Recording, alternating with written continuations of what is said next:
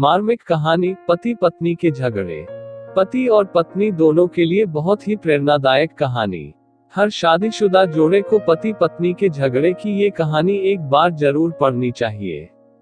इस मार्मिक कहानी को पढ़कर हो सकता है आप अपने जीवन साथी की कीमत समझ जाओ और आपके बीच होने वाले झगड़े कम या खत्म हो जाए।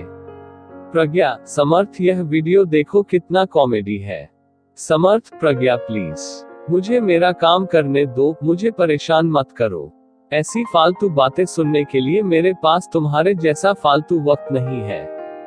प्रज्ञा, समर्थ, आजकल मेरे लिए तुम्हारे पास टाइम ही नहीं रहता और तुम्हें मेरी सभी बातें फालतू और गलत ही लगती है। तुम्हारी नजरों में मैं इतनी ही बुरी थी तो तुमने मुझे प्रपोज करके शादी क्यों की? समर्थ, हाँ भूल हो गई मुझसे, लेकिन अब क्या फायदा यह सब बोल के।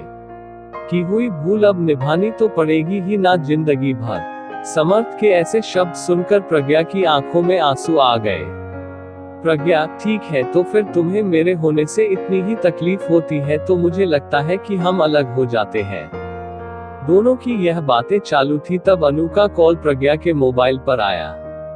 अनु समर्थ और प्रज्ञा दोनों की कॉमन फ्रेंड थी। प्रज्ञा अनु का कॉल उठाती है लेकिन अनु कॉल पर रो रही थी। प्रज्ञा, अरे बोल ना, कुछ क्या हुआ? आंटी की तबीयत अच्छी नहीं है क्या? अनु, माँ की तबीयत अच्छी है प्रज्ञा। ऐसा बोलकर अनु फिर से फुट फुट कर रोने लगी। प्रज्ञा, अनु तुम पहले रोना बंद करो और मुझे ठीक से बताओ आखिर क्या बात है। मुझे अभी डर लग रहा है। अनु जल्दी बताओ क्या हुआ। अनु, प्रज्ञा। प्रज्ञा, राहुल। प्रज्ञा, क्या हुआ राहुल को? अनु, प्रज्ञा, कल रात को कश्मीर में आतंकवादियों के साथ गोलीबारी में राहुल को 4 गोली लगने से राहुल शहीद हो गए। अभी अभी फोन आया, उनकी बॉडी विमान से ला रहे हैं। यह सुनकर प्रज्ञा की पैरों तले जमीन खिसक गई। प्रज्ञा, अनु, हम दोनों अभी आते हैं तुम्हारे पास, तू संभाल खुद को और आंटी को भी। हम पहुंचते हैं जल्द से जल्द उधर। ऐसा बोलकर प्रज्ञा फोन रख देती है और समर्थ को राहुल और आतंकवादियों में हुई फायरिंग और राहुल के शहीद होने की बात बताती है। समर्थ भी उसकी बातें सुनकर सुन्न हो गया, लेकिन तुरंत वह दोनों अनु के घर जाने के लिए रवाना हुए। अनु के घर पहुंचते ही दरवाजे में ही अनु प्रज्ञा के गले लगकर रोने लगी।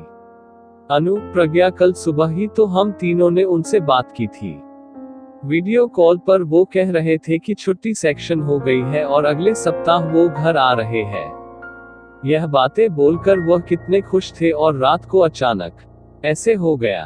प्रज्ञा, संभाल खुद को, तुम्हें तकलीफ होगी, प्लीज संभाल खुद को।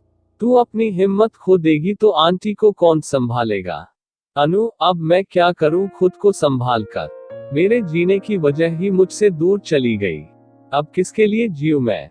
बस 6 महीने ही हुए हैं हमारी शादी को और शादी होते ही 15 दिन में वह ड्यूटी पर निकल गए। एक दूसरे को समझने के लिए भी वक्त नहीं मिला प्रज्ञा। इतने सपने देखे थे हम दोनों ने, हमारे बच्चे के, नए घर के, एक दूसरे के लिए बहुत सारी बातों के सपने देखे थे। अब सारे सपने अधूरे रह गए। हमें वक्त नहीं मिला प्रज्ञा, वक्त ही नहीं मिला। थोड़ी देर में राहुल की बॉडी तिरंगे में लपेटकर घर पर आई। शासकीय इंतजाम में राहुल का अंतिम संस्कार हुआ। सभी विधि खत्म होने पर समर्थ और प्रज्ञा अपने घर वापस देर रात तक पहुंचे। प्रज्ञा, समर्थ, तुम खाना खाने वाले हो क्या? मुझे तो भूख नहीं है। समर्थ, नहीं, चाय बनाओ, बहुत सिर दर्द हो रहा है, कुछ समझ में नहीं आ रहा। प्रज्ञा दोनों के लिए चाय बनाकर ले आती है। चाय पीने के लिए दोनों शांति से सोफे पर बैठते हैं। समर्थ, सॉरी प्रज्ञा, मैं सुबह तुम पर बहुत चिल्लाया।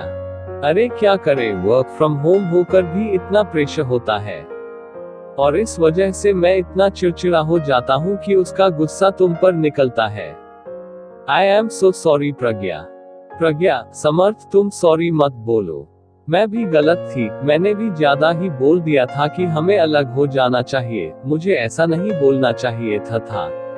समर्थ, प्रज्ञा, तुम्हारा गुस्सा भी सही है, मैं तुम्हें वक्त दे पाऊं इतनी सी तो तुम्हारी इच्छा होती है। प्रज्ञा, हाँ, लेकिन मैंने भी तुम्हें समझना चाहिए था। समर्थ, तुम्हारे काम का प्रेशर ना समझते हुए मैं अपना ही गुस्सा तुम पर निकाल रही थी।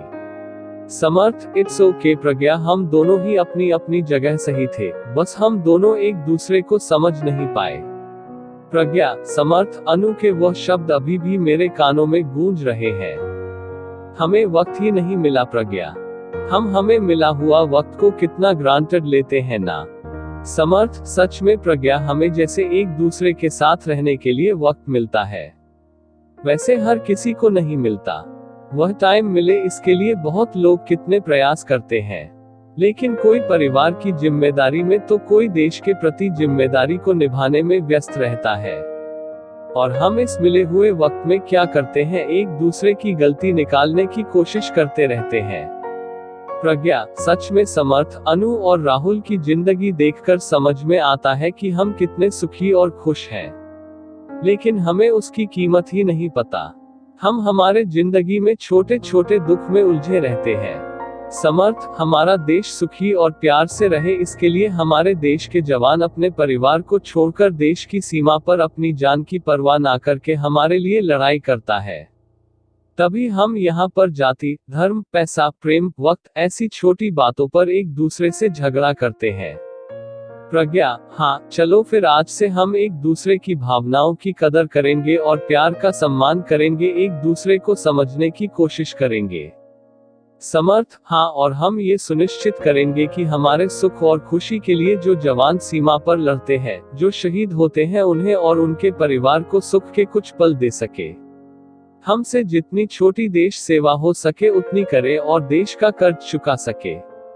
नई नई पारिवारिक कहानियां हम डेली पोस्ट करते रहते हैं, प्लीज सब्सक्राइब कीजिए ताकि हमारी नई वीडियो सबसे पहले आप तक पहुंच सके।